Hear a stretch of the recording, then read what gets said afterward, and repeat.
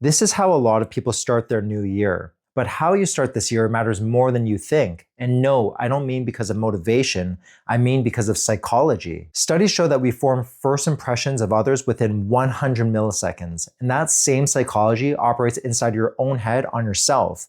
And in many ways, your brain is the most influential audience that you'll ever perform for. If you start the new year covered in your own vomit or in an adult-sized diaper in the ER because you drink way too much, which by the way is something that I see every New Year's Eve as an ER doctor, your brain has already logged its first data point that yeah, this year is probably going to be rough. And your brain is really good at collecting evidence to support a narrative. And something that everyone should know is that there are a handful of psychological reset windows throughout the year. So when I train doctors, one of the biggest ones is July 1st, and that's when residents graduate to a new level of responsibility. And I often tell them, okay, you're a third-year resident now, you're about to lead a team, you need to be able to call the shots under pressure.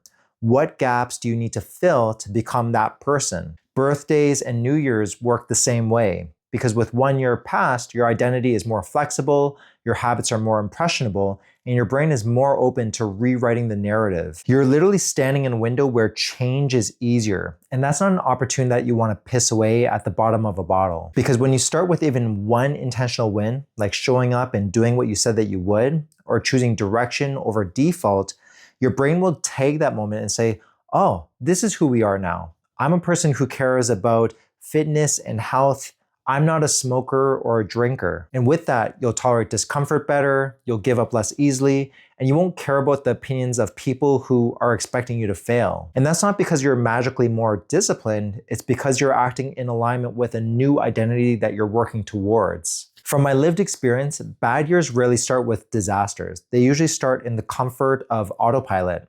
And those are the years that I've looked back and thought, oh, where did the time go? And what do I have to show for it? My best years haven't started with massive transformations either. They start with direction. Because whenever I've worked towards something difficult or something that I've been really proud of, it's never started with perfection. It's always about trajectory and riding momentum as hard as I can. So I know a lot of you are about to talk with your friends about how you're going to usher in the new year. And the default will be drinking or drugs because that's just what you do, right? And yes, I know it's just one night, but remember, this night is also a first impression. And first impressions, whether with other people or with yourself, are ridiculously powerful. So don't waste the reset. Start the year like someone you'd actually trust to carry it forward. And follow me to learn more.